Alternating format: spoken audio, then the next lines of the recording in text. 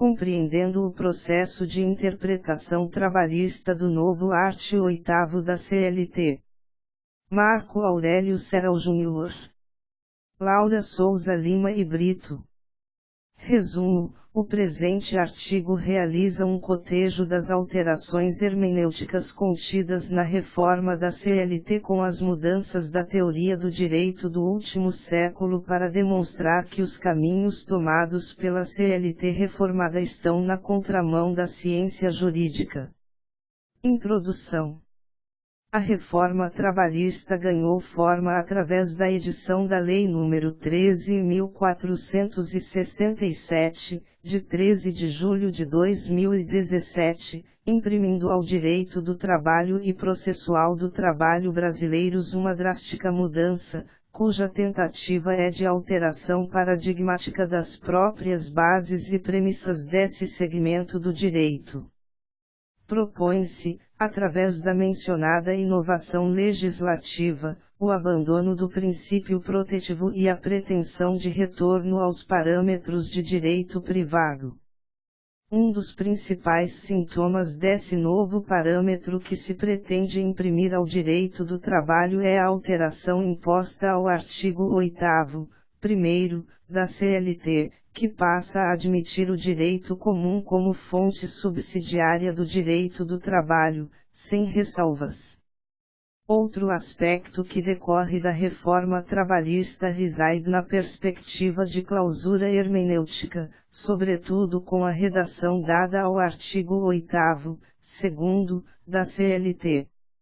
Completa a estratégia de clausura hermenêutica no direito do trabalho a previsão contida no artigo 8º, terceiro, da CLT, com a introdução do princípio da intervenção mínima da Justiça do Trabalho na análise das cláusulas de convenções coletivas e acordos coletivos de trabalho.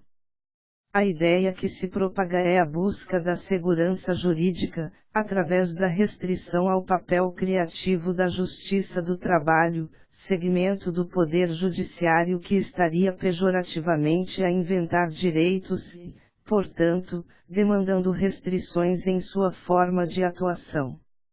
O trabalho, portanto, examina essa tentativa de fechamento hermenêutico e demonstra, por que não, a pobreza hermenêutica desse tipo de inovação legislativa. Para tanto, o presente artigo busca nas mudanças da hermenêutica e da teoria do direito do último século os indícios de que a CLT reformada caminha na contramão do pensamento jurídico contemporâneo. A reforma trabalhista e a alteração das normas de interpretação do direito do trabalho. As normas de sobredireito são aquelas que disciplinam a aplicação de outras normas jurídicas, ou seja, em vez de visar diretamente ao comportamento das pessoas a elas sujeitas, versa sobre outras normas constantes do ordenamento nacional. Também se pode anotar que são dirigidas àqueles que tenham a competência de aplicar outras leis, como ocorre com membros da administração pública, magistrados e árbitros, Ramos, Granstrup, 2016, p. 13. A nova redação dada aos parágrafos do artigo 8º da CLT é a seguinte. Primeiro, o direito comum será fonte subsidiária do direito do trabalho. Segundo, súmulas e outros enunciados de jurisprudência editados pelo Tribunal Superior do Trabalho e pelos Tribunais Regionais do Trabalho não poderão restringir direitos legalmente previstos nem criar obrigações que não estejam previstas em lei.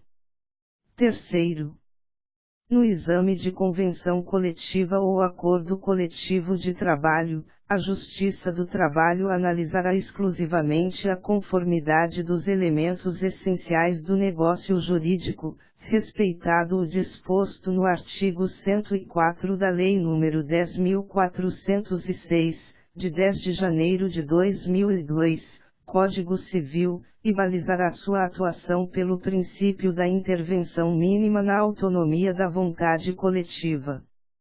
Na redação original do artigo 8º, primeiro, da CLT, este dispositivo legal previa que o direito comum seria fonte subsidiária do direito do trabalho somente naquilo que não fosse incompatível com os princípios fundamentais do ramo juslaboral.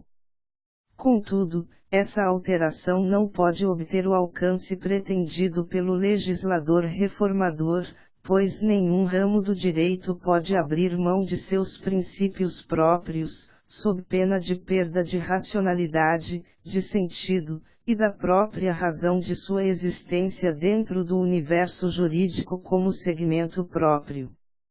Nesse sentido, veja-se a advertência de Gustavo Felipe Barbosa Garcia. Apesar dessa exclusão formal da exigência da compatibilidade com os princípios do direito do trabalho, como toda aplicação subsidiária, entende-se que persiste a necessidade de compatibilidade ou harmonia com o sistema jurídico trabalhista.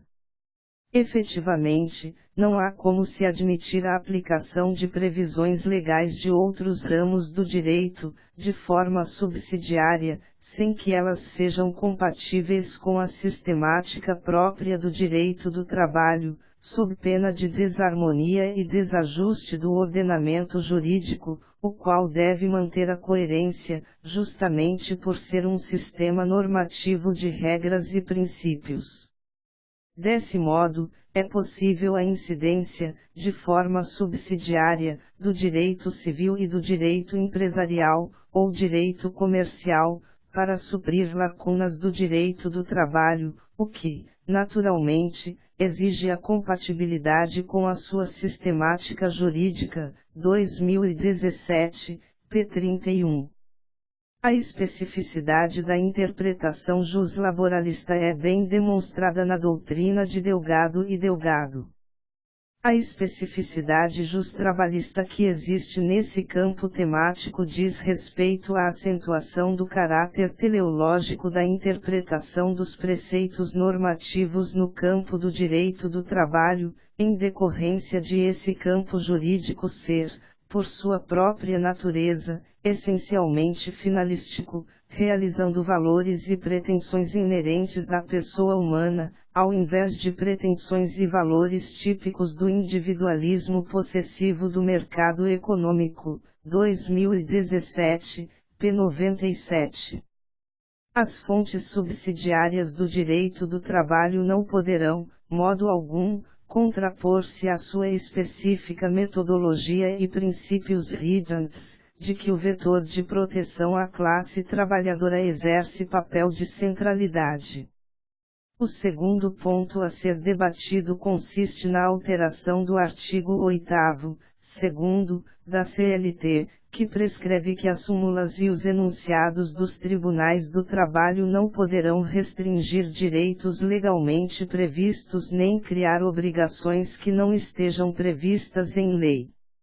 Não se despreza o papel de fonte supletiva do direito do trabalho exercido pela jurisprudência.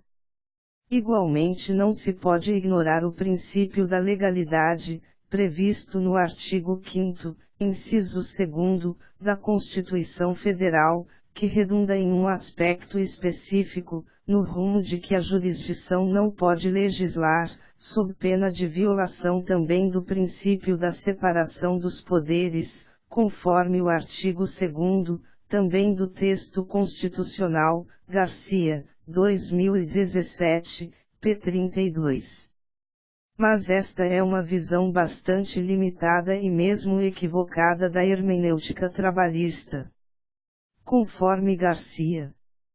Entretanto, cabe registrar não só a existência do poder normativo da Justiça do Trabalho no âmbito dos dissídios coletivos, artigos 114, 2º e 3º, da Constituição da República, mas principalmente que o direito não é sinônimo de lei, a ela não se reduzindo, por englobar as vertentes social, fatos, axiológica, valores, e normativa. Além disso, a jurisprudência interpreta e aplica o sistema jurídico, o qual, mesmo no aspecto normativo, é formado de regras e princípios, presentes nas esferas constitucional e infraconstitucional, internacional e interna, não se restringindo às leis. A decisão judicial é considerada a norma jurídica individual, que rege o caso concreto, sendo obrigatória para as partes. Assim, deve-se reconhecer a função da jurisprudência de ajustar a ordem jurídica em consonância com a evolução social, 2017, p. 32 hífen 33. A alteração de redação conferida ao art. 8º, segundo, da CLT, portanto, será insuficiente a impedir a atividade criativa da magistratura do trabalho, vez que não há como se afastar da interpretação do direito conforme todo o ordenamento jurídico. Além do conceito amplo de norma, bem como do papel criativo da jurisdição, também é relevante registrar que existem diversos métodos hermenêuticos que não se apegam à estrita literalidade. Não cabe ao Poder Judiciário, evidentemente, em sua dinâmica interpretativa, diminuir, de maneira arbitrária, irracional e inadequada, direitos previstos em lei, nem cabe a ele, de maneira irracional, arbitrária e inadequada, criar obrigações não previstas em lei. Isso não quer dizer, é claro, que não deva exercer a sua função judicial, mediante o manejo ponderado e razoável das técnicas científicas da hermenêutica jurídica, tais como os métodos de interpretação denominados de lógico racional, sistemático e teleológico, cumprindo também, no que for pertinente, as denominadas interpretações extensivas, restritivas e ou literais. Delgado, 2017, p. 107. Concluindo o exame do artigo 8º da CLT, principal responsável por operar o que vimos denominando de fechamento hermenêutico, temos o seu terceiro, adiante transcrito. Terceiro. No exame de convenção coletiva ou acordo coletivo de trabalho, a Justiça do Trabalho analisará exclusivamente a conformidade dos elementos essenciais do negócio jurídico, respeitado o disposto no artigo 104 da Lei nº 10.406, de 10 de janeiro de 2002, Código Civil, e balizará sua atuação pelo princípio da intervenção mínima na autonomia da vontade coletiva. A pretensão do dispositivo é, claramente, determinar a Justiça do Trabalho, naquelas hipóteses, que se limite ao exame de aspectos meramente formais do negócio jurídico que consiste nas convenções coletivas e acordos coletivos de trabalho. A ideia seria a de impedir a magistratura do trabalho, cogita-se, imiscuir-se no conteúdo de tais instrumentos negociais coletivos.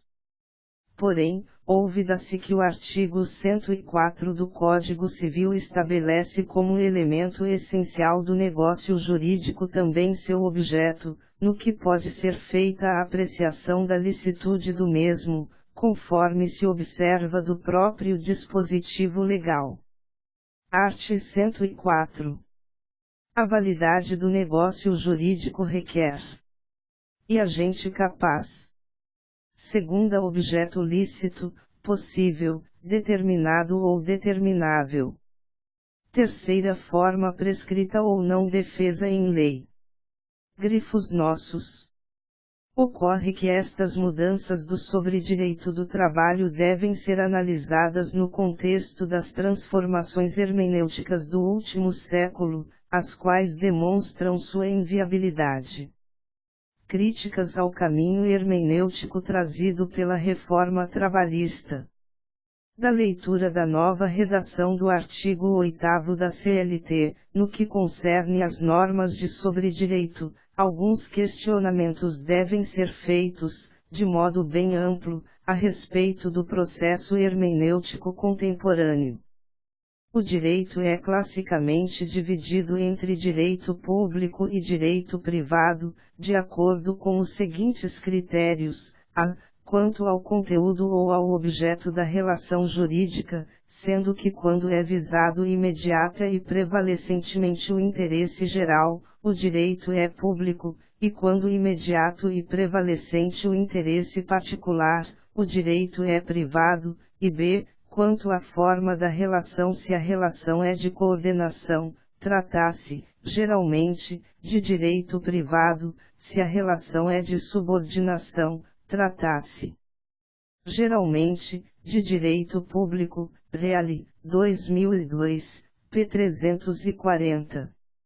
A partir disso, as diversas áreas da ciência jurídica são tradicionalmente divididas sob esse critério: direito administrativo, por exemplo, é direito público; direito dos contratos, por sua vez, é direito privado.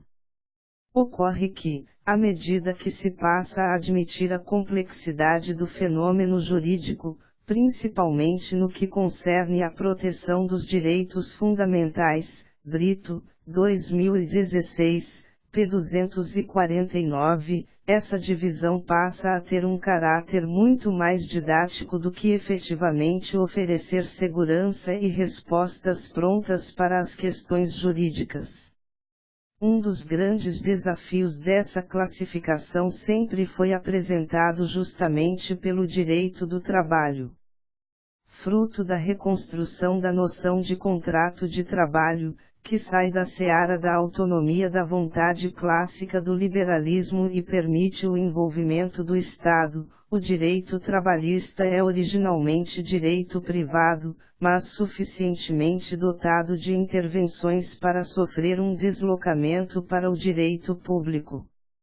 A controvérsia da localização do direito do trabalho na ciência jurídica oferece exemplos interessantes.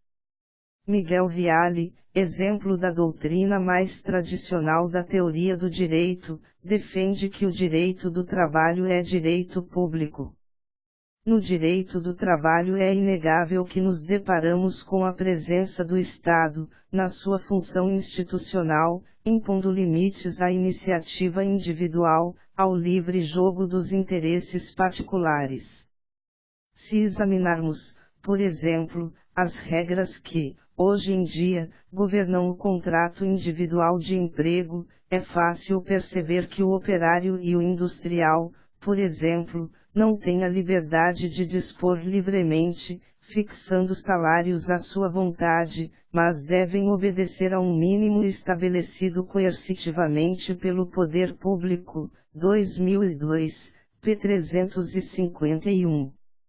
Gustavo Garcia, exemplo de doutrina contemporânea ligada ao direito social, ao contrário, defende que o direito do trabalho é direito privado. No direito do trabalho observam-se diversas normas de caráter cogente, ou seja, com natureza de ordem pública. Isso, no entanto, não significa que o direito do trabalho seja considerado direito público, pois não regula, de forma preponderante, relação jurídica em que figura o Estado, em posição de soberania ou de império, nem o exercício de atividade ou poder estatal. O caráter imperativo de certas normas jurídicas apenas significa a relevância, para a sociedade, na sua observância. Desse modo, não mais prevalece o entendimento que defendia ser o direito do trabalho ramo do direito público, 2009, p. 180. Interessante, ademais, a anotação de Reale, de que a classificação do direito do trabalho como direito privado é típica dos países onde o direito do trabalho ainda se acha em situação incipiente ou em formação, com suas regras incrustadas no direito civil. 2002, p. 351. Ainda, da localização do direito do trabalho como direito privado, abraçando a divisão clássica e admitindo que seu objeto é um contrato, decorre a aplicação dos princípios tipicamente privatistas. Esta é uma opção hermenêutica clara no sentido de considerar contratante e contratado dotados das mesmas condições de negociação do contrato de trabalho. Ocorre que se sabe que tal igualdade não existe, razão da própria existência do direito do trabalho, que é por causa do reconhecimento dessa desigualdade e para diminuí-la, fazê-la desaparecer seria ingenuidade. Isso porque o empregador e o empregado não possuem condições para ser considerados iguais ou quase iguais na relação de trabalho a ponto de este contrato ser interpretado como um contrato tradicional do direito privado. Sob o critério da forma da relação, acima mencionado, pode-se afirmar que as relações trabalhistas são relações de subordinação e não de coordenação. Em face do exposto, quando o terceiro do artigo 8º prescreve que no exame de convenção coletiva ou acordo coletivo de trabalho, a Justiça do Trabalho analisará exclusivamente a conformidade dos elementos essenciais do negócio jurídico, respeitado o disposto no Código Civil, e balizará sua atuação pelo princípio da intervenção mínima na autonomia da vontade coletiva. Há uma escolha por uma interpretação pela qual já se passou anteriormente antes do aparecimento da legislação trabalhista, qual seja, de interpretar o contrato de trabalho como um contrato entre iguais ou quase iguais, que é o caso do contrato típico do direito civil. A referência ao artigo 104 do Código Civil, aliás, pouco diz. O referido dispositivo determina que a validade do negócio jurídico requer agente capaz, objeto lícito, possível, determinado ou determinável, e forma prescrita ou não defesa em lei. É evidente que os mencionados critérios devem estar presentes. Mas nem a justiça comum ao interpretar contratos entre iguais ou quase iguais verifica somente os requisitos de validade do negócio jurídico. Hão que se analisar também a boa-fé objetiva, a lealdade entre as partes e outros deveres anexos. O próprio direito civil, considerado direito privado por excelência, prescinde de princípios que colocaram em xeque a interpretação tradicional liberal dos contratos. Nas palavras já sedimentadas de Couto e Silva, a inclusão dos princípios da autonomia da vontade e da boa-fé entre os gerais é comum. Em nossos dias, cresceu extraordinariamente em importância o da boa-fé, em virtude da revisão por que passou a teoria geral das obrigações, sob o influxo de novas tendências jurisprudenciais e doutrinárias, motivadas, em grande parte, por uma vigorosa reação às concepções do positivismo jurídico, 1976, p. 15. É por isso que colocar o direito do trabalho na perspectiva hermenêutica proposta pela reforma é enclausurante até mesmo se considerado como ramo do direito privado. Agora, ao lembrar que ele já se deslocou dessa classificação tradicional há muito, é um verdadeiro retrocesso hermenêutico.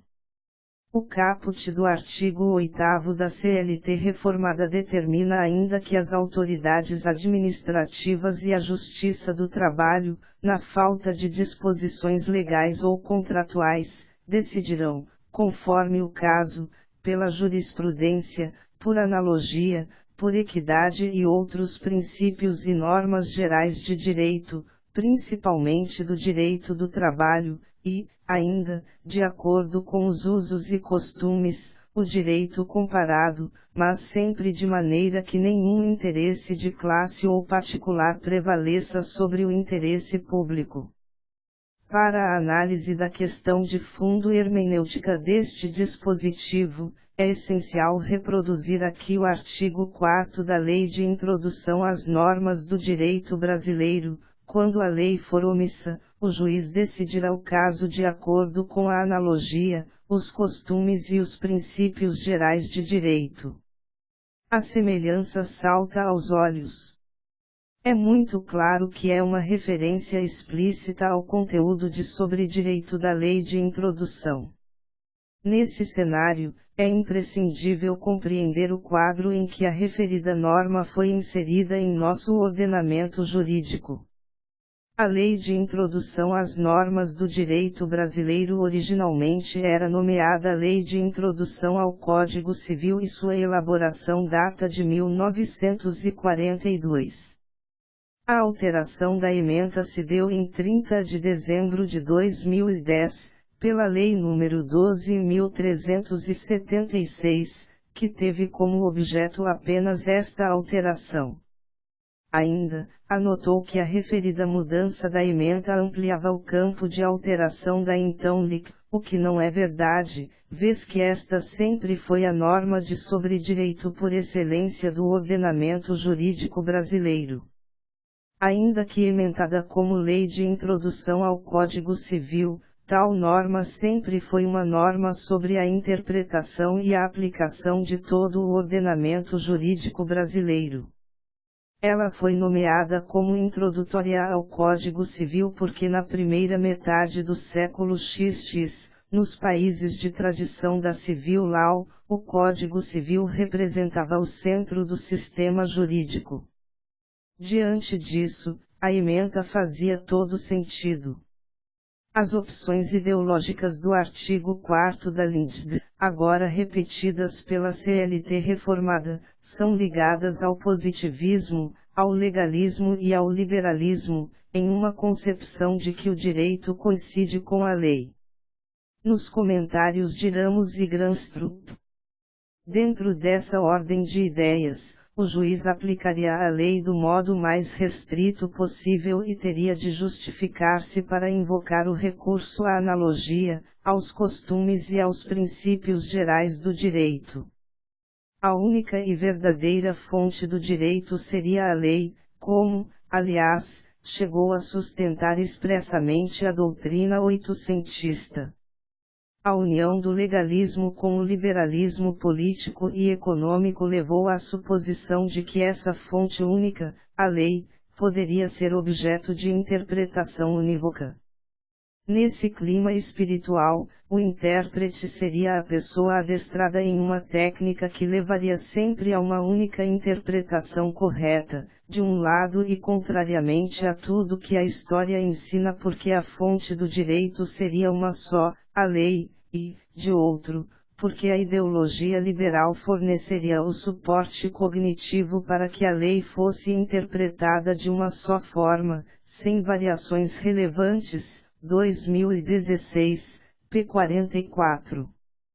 Contudo, na segunda metade do século XX, após os horrores da Segunda Guerra Mundial, o mundo viu os direitos fundamentais tomarem relevância e um novo lugar nos ordenamentos passaram a ser a noção central do sistema.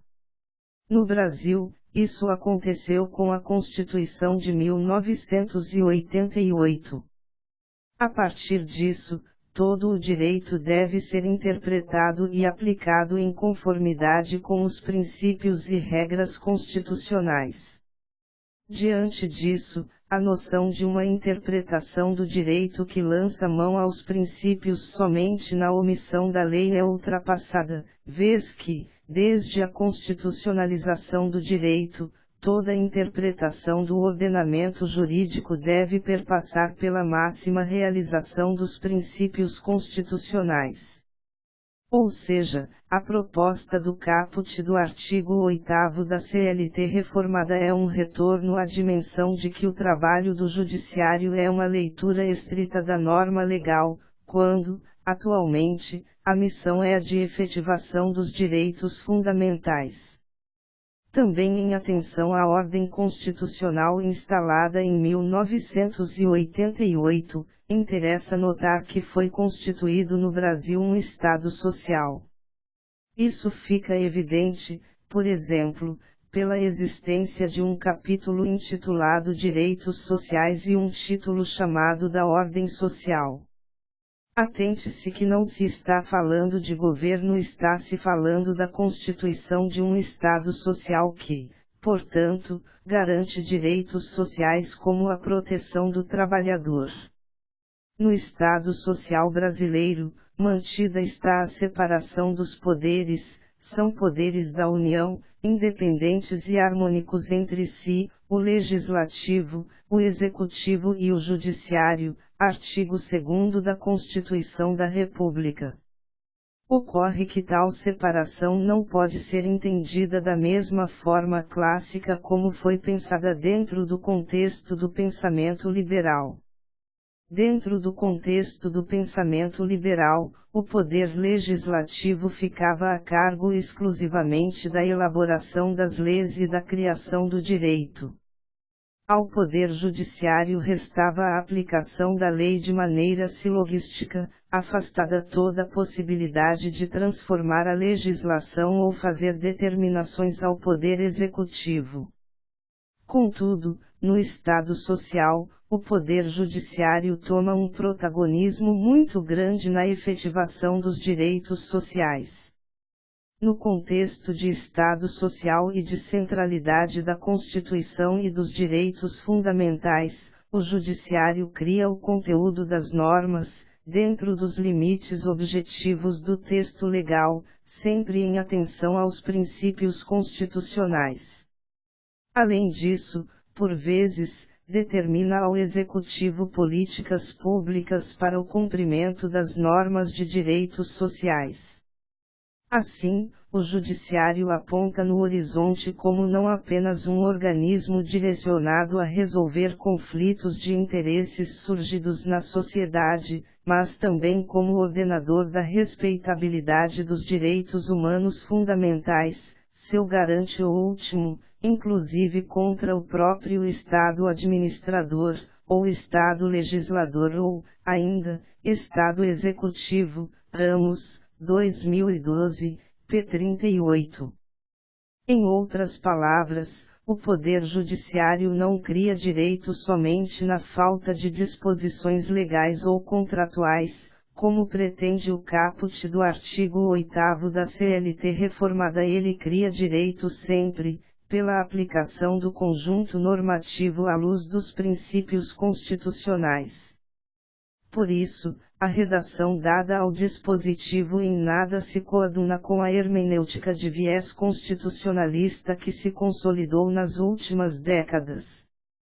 Em suma, por inserir o direito do trabalho em uma concepção clássica e ultrapassada do direito privado e por abraçar uma concepção legalista, positivista e liberal das fontes do direito e do papel do Poder Judiciário, as normas de sobredireito da CLT reformadas são deslocadas do estado da arte da hermenêutica jurídica atual. Conclusões. A reforma trabalhista, Lei nº 13467/2017, imprimiu drástica mudança ao direito do trabalho e processual do trabalho, na pretensão de avalar as próprias bases e postulados desse segmento do direito. Propôs-se, através da mencionada inovação legislativa, o abandono do princípio protetivo e se busca uma espécie de retorno ao velho direito civil. Os propósitos da reforma estão claros: privatização, legalismo, diminuição da relevância da justiça do trabalho. Estas escolhas vão claramente em sentido contrário aos movimentos do último século: constitucionalização do direito, superação do positivismo jurídico e protagonismo do Poder Judiciário na efetivação dos direitos fundamentais, destacadamente dos direitos sociais. Por isso, falar em retrocesso não é um exagero. Ocorre que a legislação não está descolada do mundo, nem das instituições e, muito menos, da produção científica jurídica. O artigo 4º da Lei de Introdução às Normas do Direito Brasileiro, ainda que sob outra ementa, está vigente desde 1942, e nem por isso o Poder Judiciário brasileiro tem se comportado como boca da lei desde então. Logo, também o artigo 8º da CLT reformada deve ser entendido dentro do contexto geral da teoria do direito, podendo e devendo ser compreendida dentro da concepção de não retrocesso dos direitos sociais.